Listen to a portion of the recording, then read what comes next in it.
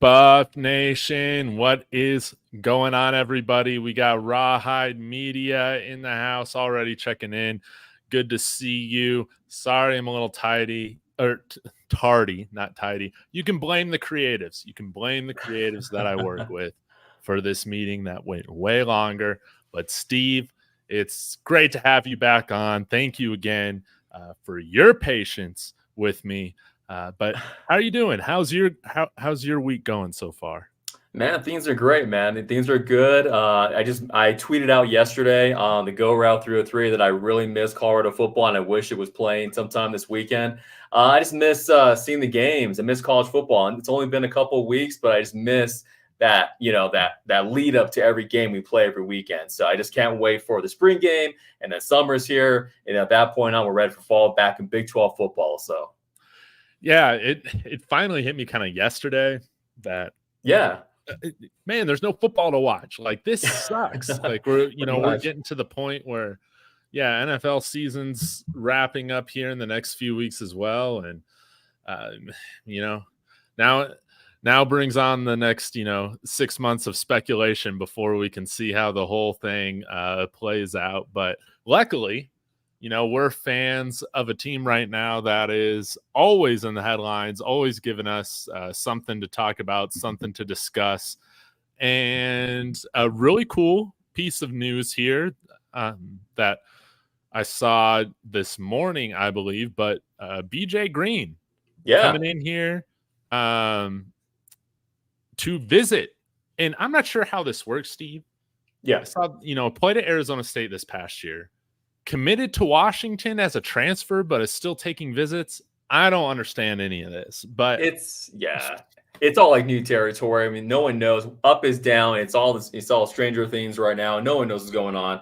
But right now, he's wanting to leave his commitment from Washington, and he wants to take a look at other schools, which is, I'm game for that. We lost some edge rushers. We go ahead and get, a solid, starting edge rusher from Arizona State and plug him right in. He's 6'1", 270. Guy's a beast. So he's 20 pounds bigger than Jordan was, JD. Oh, wow. So we need these guys. We lost some, DJ Lundy, any big guy you can get on the D line that would help us out in the upcoming year. Because I think offensively on the O line, we're getting beefed up pretty well on those guys coming in. But we definitely need as many defensive guys as we can. It's going to be a long season on the Big 12. So, hey, if he's coming, he wants to get here, I say let's open the door and let's, show him what we need and how he can help us.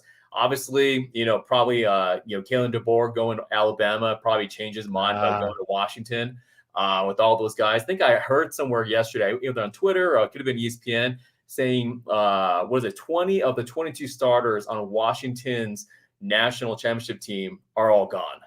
Either they're the NFL draft or they are going to be in the portal or whatever reason it be. So pretty much the whole starters on offensive defense have now left that Washington roster. So that's crazy.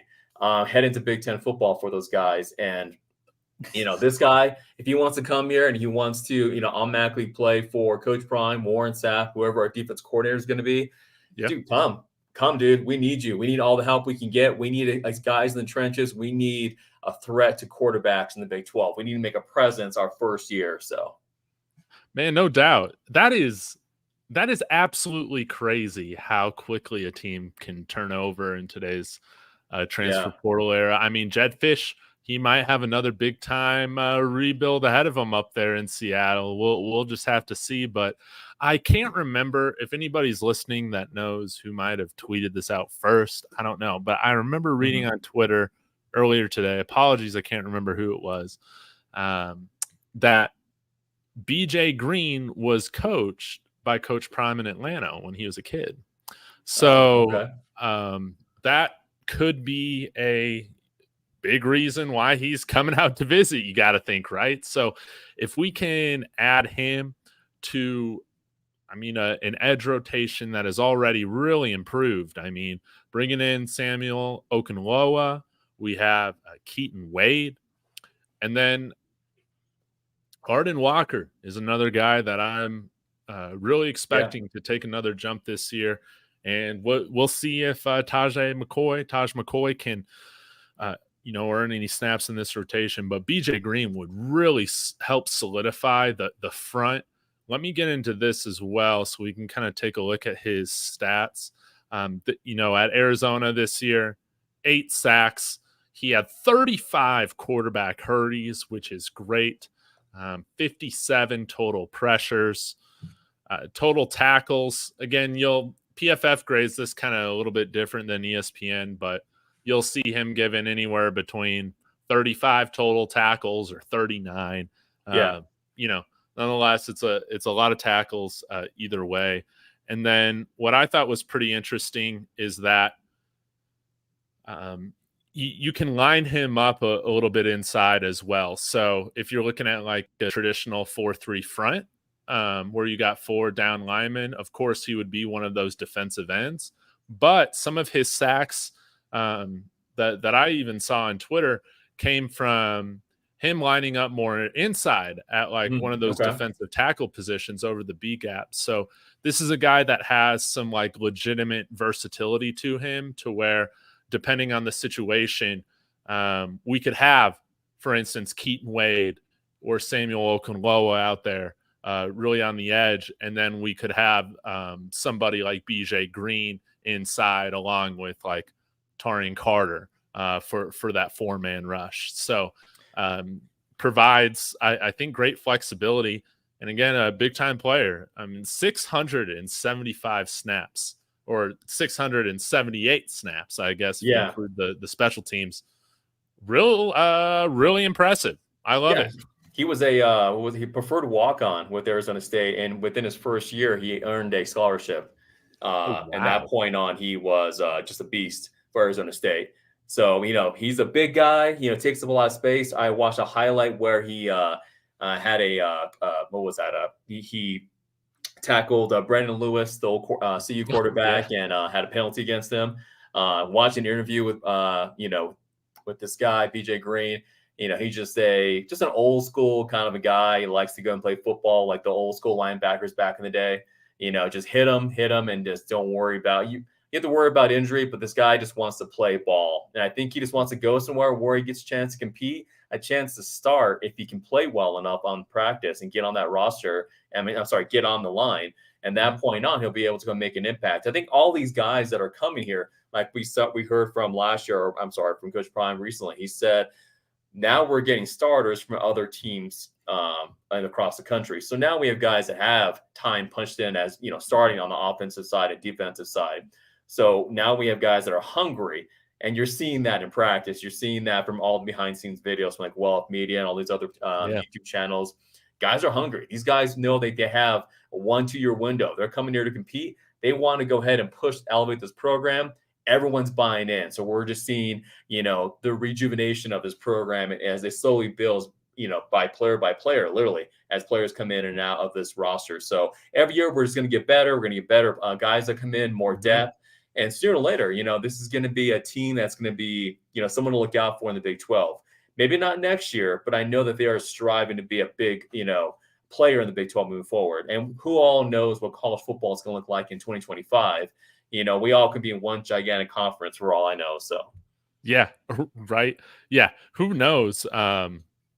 Let's just see how things pan out this year, and I guess we can worry about the future later. But yeah, you're totally right. If you're just looking at the rankings, we didn't even have close to a guy that was ranked within the top 100 for like their overall edge grade last year. Had a fantastic rush grade of 83.4 in the year. That's 60th in the country, ranked 86th edge guy overall. And so, what you talked about, bringing in better talent every year, continuing to level up.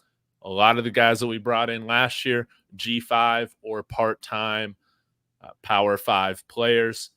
Now we're bringing in starters. Power 5 starters, which that's awesome. So I love it. I think if we're able to secure his commitment, that would be, I think, a huge deal for helping solidify this defense. And then I think that, hey, we'll see what happens with if we bring in another linebacker or two, but or another interior defensive guy, we'll just have to see. But overall, very exciting news, and you got to think that we have a good chance with him visiting kind of this late during the season or the transfer portal season, and come to find out that he already has a prior relationship with Coach Prime, which should serve him well.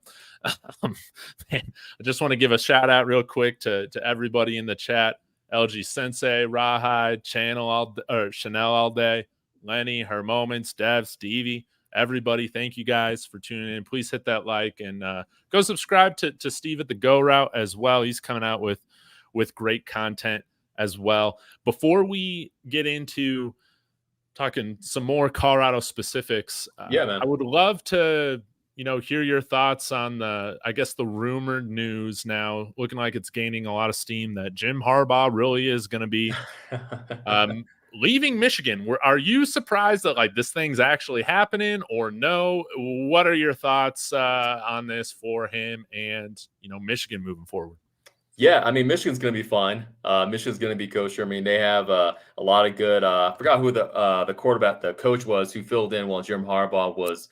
I forgot his name, but I know that he'll plug right in from what I'm hearing. So he'll be right there to keep the this train going for Michigan. Jim Harbaugh has had NCAA has had it for him for the last couple of years, and they're just going. And he's probably. The university's probably, making some penalties and, doing some recruiting violations. I'm sure those are all happening, but they're definitely targeting him for the past couple of years. So he's just kind of saying, hey, I'm out.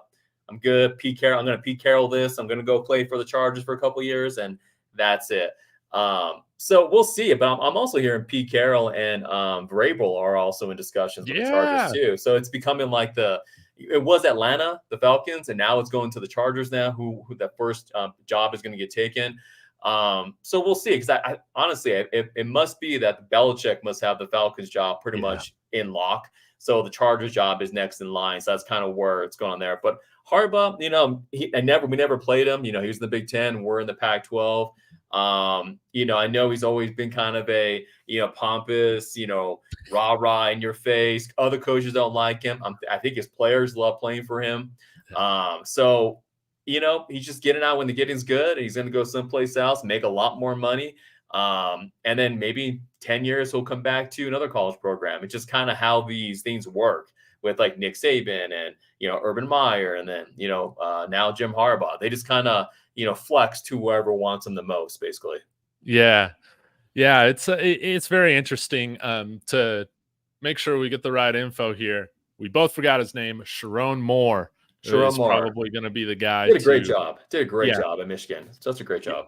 Yeah, part of that undefeated year, and that's part of the reason that I don't really expect a lot of Michigan players to hit the portal. I mean, they're going to go in a transition year this year with obviously losing Jim Harbaugh and losing some of their key contributors this next year. But at the end of the day, it's still one of the top programs to play for. I think Sharon Moore has trust of the players, and I'm guessing the administration. I mean, if they were making him the interim head coach, you got to think that his odds are good for being elevated to this position full time. But man, I'm a little bummed, man. I just thought Jim Harbaugh was a much better fit for college football.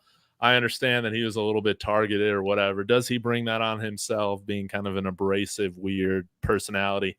Absolutely. Yeah. And, I didn't want him to be in the AFC West, but at the end of the day, the Chargers are always going to Charger, even if Jim Harbaugh is at the helm, man. That's how I see it. Yeah, I mean, Jim Harbaugh, he's a winner, man. Wherever he goes, he wins. And when it comes to Stanford, San Francisco 49ers, Michigan Wolverines, he knows how to put together a team and coach them up and everything. So, I speak no ill will towards him because we never played him in college. But, I just feel like his personality just kind of rubs people the wrong way. And that's fine. When you're a college football coach, you don't have to make everyone happy. You just have to win. As long as you win, then everything else kind of falls by the wayside. So, yeah, no doubt. Steve, I'm curious. Yeah. Talking about coaching a little bit, let's zoom back in and talk about our vacant defensive coordinator opening right now. I think since we last got together and chatted, I mean, Charles Kelly was still, on the staff, all that. Obviously, he's co-defensive coordinator over at Auburn now. And we still don't have a hire. I'm curious to hear about, your thoughts right now. Does the unique process to this whole thing compared to normally when coordinators are hired, does it bother you at all? Are you cool with it? And then we can start getting into some of the guys that you think, could be good fits here. Yeah, it's interesting. I thought they would have snatched somebody up pretty quick, but then Coach Prime and everyone inside the Buffaloes, coach staff kind of said, hey, we're waiting and seeing. Things kind of developed, right after that happened. A lot of names came in who were interested. So then you were thinking a name's going to pop up maybe after the first round of the NFL, playoffs. Now we're in the second round, divisional round. Nothing's popped in yet. So it's hard to say, who it is or who's even interviewing, because Coach Prime keeps a very tight ship. Information does not get leaked out of that facility. Oh. So it's something to where I think it's someone who they've had locked down for a while now. And I think they're just trying to fine tune the contract, probably. I would assume that right now, because if there was a coach that was available, if he would have lost the playoff game so far, I'm sure he would have just signed and, been in here already. We would have heard his name. But I think if I was my guess, I think it's Al Harris at the Cowboys. I think that's who they're going to want to bring in for the defensive coordinator. That's people talked about weeks ago. I think there's just a lot of moving parts how to get that done. I just haven't heard much of anything else beyond that, honestly. If you have heard something, let me know, man, because I have no idea. No, I haven't. I feel like the guys that maybe we were talking about a month ago, such as, Mike Zimmer, obviously, man, why is his Dennis Thurman is off to Hawaii. Yep. Who else? That linebackers coach that was with Seattle. Why am I for Ken Norton Jr.? Oh, Ken Norton Jr. Yeah. And that could happen still. Yeah. But I just feel like, man, if that was happening, wouldn't they be hired right now? Or maybe they're just not the top guy on the list, kind of what you were alluding to.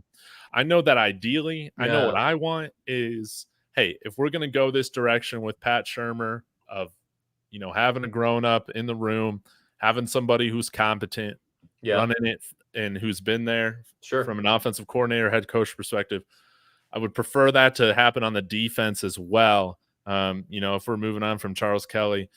But, Al Harris is kind of interesting because I think he's done a really good job with the Cowboys secondary.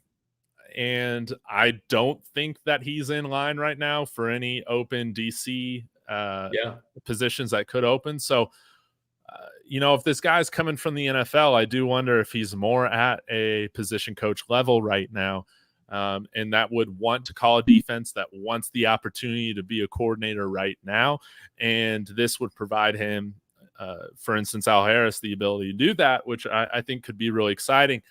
Just one of the drawbacks is that you're going with a guy who probably doesn't have a lot of defensive play calling coordinator experience. Sure. Yeah, definitely. Just like, I don't think Charles Kelly had too much either. Was mainly a secondary coach as well. Another guy that I've seen kind of brought up a little bit on Twitter, which I thought was interesting, was the defensive coordinator this past season for the Giants, the New York Giants, Don Wink Martindale, who was, I believe, with the Ravens for a little while, but Broncos. They agreed to part ways at the end of the year, and that would be kind of interesting. But what are your thoughts on bringing in somebody from the NFL level that might not be, a coordinator such as Al Harris? Yeah, I'm game for it. I mean, I watched him, on the sidelines with the players this past couple of years, and he seems to be a player's coach, a guy that needs to gets in there with them in the huddle, gets them motivated. And I think it was Diggs, the defensive back. He basically said, when I came in here to Dallas and got drafted, I clung on to Al Harris, and Al Harris guided me to, bring all my ability that I know that I had to kind of bring it out of me so I could actually be the all pro that I am now. I give all of my thanks to him. And I think Coach Prime and Al Harris have a connection probably through DBs or probably through there probably was a moment in time when Deion was leaving the league and Al Harris was coming into the league at this one moment in time. So I think they have some connection there. There's always the Dallas Cowboys connection that they have right now currently. I just want someone who's hungry. I want someone who's going to be able to connect to the kids, just like Warren Sapp can connect to the D-line and D-tackle guys. You just want to find a way to connect to kids, coach them up, give them the play calling, get them in the right position to be and to do well. And that's all they need to do. Let the kids do what they do best, which is rush the passer and create some havoc. You just need someone who's going to be able to motivate them. Charles Kelly leaving, I think I have no idea what that was about, honestly. And to go from a defense coordinator position in Colorado to go to a co-defensive coordinator in Auburn, I'm assuming that there was, hey, we're going to bring someone in, or I'm thinking about going someplace else. So, we're just going to make the move for you. We're going to part ways now. I know they're going to get someone high quality. They're going to get someone with a lot of experience. Someone's going to come in here and want to make an impact.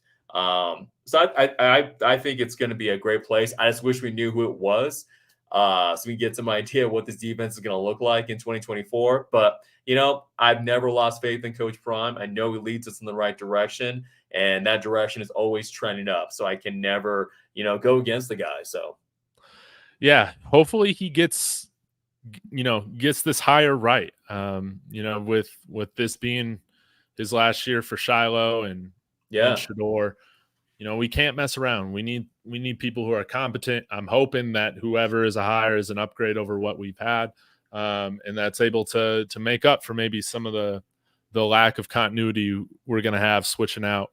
Somebody like Charles Kelly. I got faith. But yeah, I mean, it can't last much longer. Like it's coaching. Like we got to find out here at some point, right? The Super Bowl is going to be in about 3 weeks. So, unless it's going to be, Bill Belichick, then I have no idea what's going to happen. So do you think, or let me rephrase this. What are your thoughts right now on Warren Sapp? Is he coming? Is he not coming? At this point, okay. Okay. What are your thoughts on that? No, I mean, I think there's been some, as of last couple of weeks, some initial pushback saying that, where is he at? Or, there's some pushback of, he does have a history, that we all know exists out there. So it's more or less of, I'm sure they're just trying to, go through weighing those waters and you speak to those parties and let everyone know, what's going on. I think when the day is done, I think he will be here just because he is a provider. He's an asset for the football program. And I think everything else they can, make work and then monitor closely and then everyone kind of work together. But like Coach Prime said to his players, if you do anything negative that hurts the team, if you hurt yourself, if you do all those things that put yourself in a bad position, you get in trouble, you're out. There's no questions asked, you're out. So I'm assuming that applies to, I'm pretty sure he said to his coaching staff and his players. So it's just the way it is. And you really can't, give a big gray area in that area because then you can get in trouble. So making it, a very much a line you can cross, black and white, easy. So all the players and staff know, hey, this is what we have to be. We have to be accountable. We have to be, very, presentable and, just don't do dumb things, basically. So that's the way I put it. Right. Yeah. I think our defense, particularly our defensive line, really benefits from having somebody like Warren Sapp there from like an identity and attitude, like installation, culture perspective, because we need our D-line being the meanest guys on the field. That's absolutely what we need. And Warren Sapp's going to instill this. I understand, again, I feel like I've said this on other shows. I was saying this when I hopped on a Rawhide show on Sunday, is that, man, like, totally understand why this is a very controversial hire. But from a, straight up coaching perspective, I think it's exciting, but we'll just have to see. I think you brought up a great point. Just like Coach Prime has this zero tolerance policy with his players, I'm assuming that applies to Warren Sapp as well. Some of his history was a little bit more recent than I had initially thought it was. So yeah, I understand like why this might be taking some time. I've gone through periods where I thought he was coming, where I didn't think he was coming. I thought that ship had sailed, and now I'm just like, man, I don't know. He said he's going to be here in a couple weeks, I guess. So we'll just, have to see and see how this plays out. But I think that from a recruiting perspective, from an attitude perspective, we need some guys, in here like that are really pushing them to, develop that type of attitude. We can't be called soft this year. That's really one of my goals that I'm setting for the team that I doubt they'll ever hear, but they'll probably hear it from other people. Can't be soft. They'll hear it. You got a pretty big voice there, David. They'll hear it, man. No, but think about this too. We're entering a new conference, so we have some history with Kansas State, Oklahoma State, Texas Tech, and Baylor. Maybe Baylor, I forgot. I think they were part of the Big 12. They may have been not the Big 8. But new beginnings. New games, new rivalries going to happen here. So we have a chance to go ahead and to, take control of a conference, play with some of the big boys in that conference already, the BYUs, the Utah, Oklahoma States, TCUs, and on from there. And, just make a new, it's nice to leave the Pac-12 where, we all knew that was the Washington, Oregon, USC conference. Maybe Utah kind of came in there late, like kind of as a little brother trying to catch up to the big brother. But everyone would say, oh, yeah, Utah's great, but what about USC and Oregon and these Washington? Look at these nice little trophies we got over here. So the Big 12 was wide open with Texas, Oklahoma leaving, a chance to, make an imprint on a conference that no one is that leader at any point starting the season. So that's exciting. And, I'm excited to play these other Big 12 schools again as well. It's just going to be a great year. It's going to be good to go to UCF and to play the Knights in Florida and Orlando. At some point, the schedule is getting released, I think, in January 30th in about 7 days, I think I saw online. So that's going to be exciting to see what the actual games are going to be. So, yeah. I'm definitely looking forward to that. And there was one other question that I was wanting to ask you about, Steve, that I forgot about regarding the defensive coordinator position. This is a unique place, obviously, because of the spotlight that's on it. I know every college situation's a little bit different, but what are your thoughts right now on? It's kind of looking like whoever is coming in here as DC, whoever that may be, might not have final say over, the entire assistant staff on the defensive side. How do you feel about that? I guess the question would be who has the final say? Would that be Coach Prime? Is that what I guess so? Yeah. Okay. Man, that's a tough one. I think what I'm seeing and what I'm feeling from Coach Prime since midseason last year up until now is that he is evolving his coaching, what coaches he wants and what coaches he wants to have in the future be around his program. I think when he came into Boulder last year, Sean Lewis, Charles Kelly, pick guys that you feel like from people through other contacts, networks you have who speak highly of them, and then they can come into your program and then let's try this, up-tempo offense. Let's try Charles Kelly, who was, paid for Nick Saban, Alabama. Some of these things just didn't work. They didn't mesh well. So now he's doing it. He's learning from that. He's doing things more his way now at, Power 5 at Colorado. So honestly, to me, it's like if you need a pivot. And you feel like this is more, that's going to be something you have more control over, something you can, kind of build it in your own, way of how you think a football program should be built. That's fine too. It's kind of funny because people since Deion Sanders got hired, have lost the faith of what Coach Prime can do. And I'm like, you guys have got to all stay on board. You guys have all got to, guys and gals, got to stay on board with Coach Prime. He's going to lead us down a path that's going to put us in position to be better than we were the day before.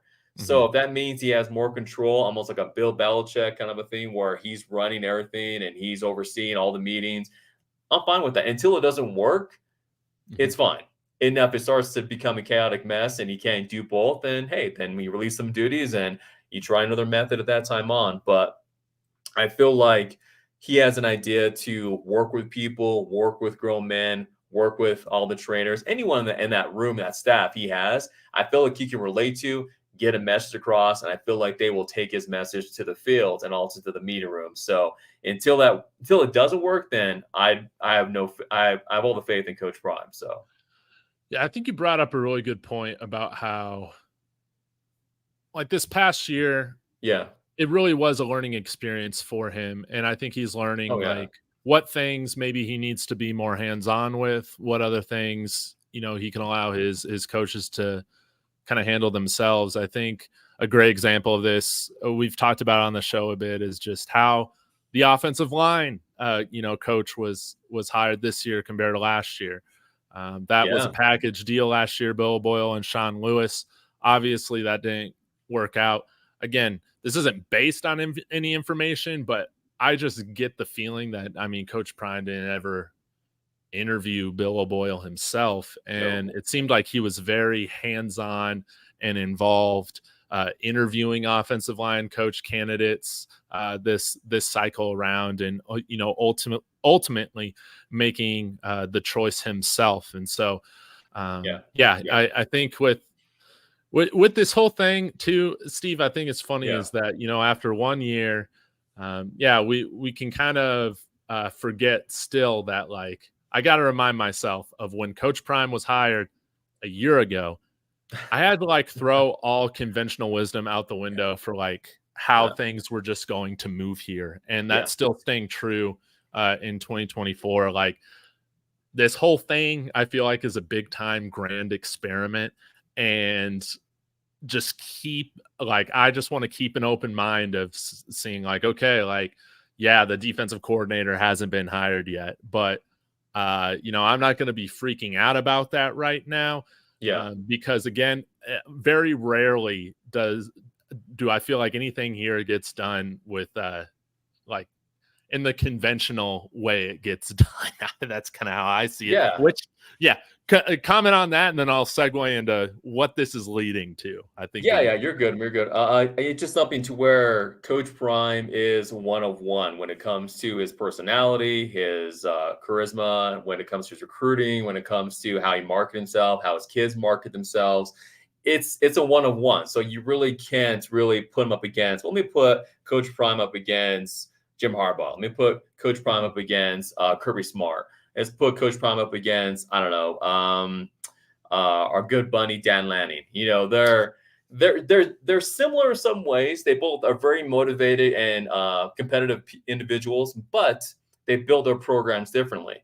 And I think that's just how they do their own thing, because Nick Saban is not Kirby Smart, and you know, Kirby Smart is not Dabo Swinney. So they all kind of do what they feel like is best and what they've been taught, or what's been taught to them as coaches. So they just kind of do what they want. Everyone else just kind of falls in line.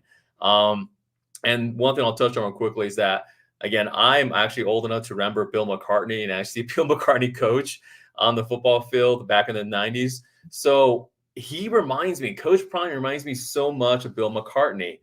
The way to, you know, connect with kids, recruits, and to build a program. And you have to always be thinking 2 steps ahead. You may not have to tell anyone that. You just have to, you know, have that mindset to always think 2 steps ahead. And they are like mirror image of each other. So to see them slowly start building this up and bringing their guys in and figuring out what's going to make them, you know, move, what's going to make this machinery work at Boulder, it's fun to watch because it's not something we've ever seen before. I saw it in the early 90s. We're seeing it again in 2023 and 24. It's great to see. It's great to see not just a program that's just stagnant and accepting an average record, trying to make a bowl game. I'm like, no, we can be more than that. Let's go ahead and, you know, inject some life into this freaking program. Let's try to do something with this. We used to dominate the Big 12. Let's get back in the Big 12. Let's show them what we can do. Here we go. Yeah, I love that you brought up how, you know, we've raised the standard again for what needs to happen here. And, you know, we're not going to accept mediocrity. Guys who might have in teams past just feel like, hey, they're locked into a starting spot pretty much no matter what the following year. That's not how this whole thing is going. And I think it's so, you know, so interesting here is that a great example of this is, you know, what's going on with center. I mean, we got Tyler Brown, transitioning over there. Hank Zelinskis, Adam Munster Tiger brought this up on Sundays for previous programs. Zelinskis would kind of be one of those guys that would kind of just be handed the keys as starting center for his sophomore year. And now we got him there. We have Tyler Brown moving over to center as well. And your Kiri Walker, a transfer in from UConn. Yeah. We're building, more depth, more competition at every position, which is very needed. But I wanted to hear your take right now. Do you got any hot takes right now on, who you see starting in this offensive line group? It's right now it's a little hard for me to tell at some of the positions, which I think is a good thing. Yeah, no, that's a good thing. I think it's all going to kind of get, figured out during spring camp. I think there's a lot of guys who are playing right tackle, may go to guard. We know for a fact Jordan Steen's going to be the left tackle. That is a slam dunk guarantee. I believe that's going to happen. I can't remember if Tyler Johnson, if he was a right tackle or a left tackle. I think he was a right. I could be wrong. He'll play is he swinging? Left guard. He'll play left guard. Oh, he's guard. Yeah. Okay. So, we need a right tackle. So I think it's all pretty fluid. I think the only position that's going to be nailed down, just because I know that Jordan Steen's going to go after and go get it and get that left tackle job. Unless someone were to come in and when the guys on the current roster or someone who they bring in springtime just outshines him. But at this moment on, it's so fluid. I really couldn't tell you who's going to be where. You got Benson, you got Johnson, you've got who else? Walker, Brown. There's one more I'm missing here. I mean, they've all been kind of playing guard and tackles wherever they came from. Yeah, Cleo Benson. I think Brown is just realizing, okay, so if I'm going to get on the starting lineup, I need to go to center because center is where I'm going to have the most opportunity to get on the field and be with these other four guys that we just brought in to start. So I think it's all pretty fluid. I think Jordan Steen's the only tackle position that's going to be, probably kind of penciled in, but not with a pen, but just penciled in at left tackle. I think Tyler's smart for thinking about that. Walker from UConn, I think he does have experience playing center at UConn, so that gives him a leg up. It's a whole different position. You're not your feet, your hands, everything's different. I'm sure Tyler Brown could pick it up. Just because I feel like that's the position of need that we have right now when we need some depth in. So he sees that he's just trying to get ahead of it a little bit. And we'll see from there. Honestly, I think the O-line as a whole is going to be way better than they were in 2023 because there's going to be guys that have starting experience at other, colleges and other football programs. That's going to benefit everyone on the line. And hopefully we won't get any, Matt McChesney, UCLA rants going on in 2024. Hopefully it just keeps it nice and calm. Hopefully the playing ability is nice, just better. It was horrible. After that, watching the TCU game again, I was like, okay, we're not too bad. And then somehow, some way between the CSU game and the Stanford game, things just kind of blew up. And injuries, guys coming in, not knowing where they're going to be at. It was a lack of experience and not enough depth. Hopefully they remedy that this year and they have a better chance to, the guy goes down, another guy comes in, another guy switches from guard to tackle, from center, from here. And that allows us to kind of keep this going because the goal is to keep Shedeur Sanders vertical. I don't want to see Shedeur on the floor, on the grass. No. I don't want to see him with any type of, grass marks on his jersey. Don't care. I don't want that. I want that guy to be vertical so we can go ahead and explode this offense. So we have a chance to do some great things in 2024. So I totally agree. If we can just take that Myers. Jump to that's what I forgot. Myers. Yeah, Justin. Myers. I forget how you pronounce it, but if we can just get to average ranking in college football, we're going to take a lot of steps. And Shedeur is gonna be obviously a lot less banged up, so that he can do these fashion shows with Louis Vuitton every year. Let's get to man. it. The old whites. Part of the Denver media group, some of them absolutely hated this. But give me your take on do we want to call it fashion gate, fashion show gate, all of that. That's good. I like that. Before classes started. Yeah, I like that, man. Fashion gate. Man, honestly, when I first heard about that and I saw that, I was like, man, what a good opportunity for these guys to get out there and just be kids, get an opportunity to do good stuff and do fun things, go to Paris. Awesome. And then they get back in town, people catch wind of it, and it becomes this. They are not football players. They don't know what they're doing they don't know how to take this seriously. I'm like, guys, it's okay. It's just a fashion show. It's an outlet that they have that they want to do. And then they see everyone in the Denver media who the older generation, even older than me, they were just like, he's not a dedicated football player. This is, not what, an all pro and college athlete should do. They should be focusing on the football. I'm like, dude, it was one meeting. They made it back.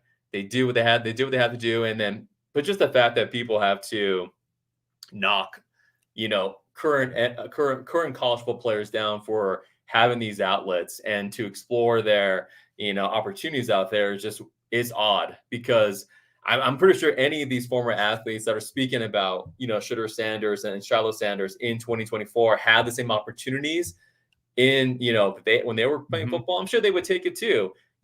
I'm sorry that Waffle House or, Folgers Coffee isn't calling them, but they're getting calls from Louis Vuitton because of who their dad is and also their connections and whatnot. So I don't know. I just feel like it's a bunch of just BS.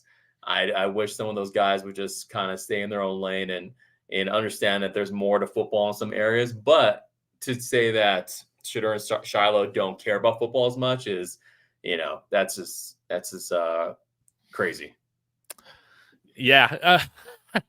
I thought it was pretty entertaining. I know that Tyler Columbus, who does a show with friend of the show, D-Mac, has been on here a couple times, and D-Mac was one of the old heads saying that he hated this move by Coach Prime allowing this thing to happen, which is quite funny. I think D-Mac did bring up a point that I think is totally valid, is because this stuff, it's going to be in the headlines, it's going to be criticized, whatever. If you're wanting to avoid people having criticism about this, even though it was an optional meeting, just move the first meeting to like Tuesday or Wednesday and just start then.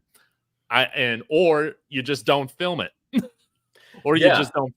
Which I think some of this, it's like, okay, like it makes sense. But I also feel like, I go back and forth sometimes. How much does Deion Sanders and the rest of the program, do they want to be talked about, whether they feel like it's portrayed correctly or not? I don't know. But at the end of the day, we're still talking about this, over a week since it happened. Yeah. And but Tyler Columbus, as a buff, as a professional football player, Super Bowl champion, all this, he said, nothing that happens in January has any effect on the play on the field during the season. And I think that's where it, we just kind of leave it, is that it's January. Yeah, I agree too. And I agree too. I thought about that today. I'm like, it's part of, their well-off media, as part of his brother following him around, and they probably didn't have to videotape them going to Paris in June Fashion Week, but he did. But then people don't also have to watch it if they don't want to see it and want to know that. But it's a catch-22 either way you look at it. I just find it also hilarious that people just find a way to pick on, 20, 21-year-olds about what they do in their spare time. That to me, earning their money, or actually earning their NIL. I just think that's funny, man. Exactly. Going out, putting it out there. Well, Steve, I got to wrap this up, but really appreciative of you hopping on. Hopefully we can get together again soon. Man, I didn't see this. They were comparing Sanders to the Kardashians. No. Oh, jeez. No. See, it's going to keep going. It's going to keep going, just because that just creates a lot of good content for every other Denver market radio station podcast out there. I get it. Yeah. Y'all, everyone, laugh about it. Denver media is a different beast than the local Denver media. But anyways, let us know, Steve, what things do you got coming up on your channel that viewers should be checking out on the Go Route? Yeah, man. So if you ever want to go ahead and also get more content in Colorado football or college football, as we get to springtime, things are ramping up some more. We'll definitely get some more, content out for you guys. But if you love college football, if you love football, period, go check out the Go Route on YouTube. Here to go ahead and give you content on Coach Prime, Buffaloes, and all things Colorado and college football. So go check it out, guys. Love it, love it, love it. Shout out to everybody in the chat. I was having to hide my laughs from everybody, but really appreciate the engagement, adding to the conversation, all of that. So very appreciative of it. Please be sure to hit a like on the way out. Let us know if you got another nickname. The Sandashians. That's good. That's beautiful. That's good. I'll give them that. That's good. That's beautiful. Yeah, that's good. But anyways, I'll let everybody get going. Y'all hit the like on the way out. And as always, everybody, Sco Buffs.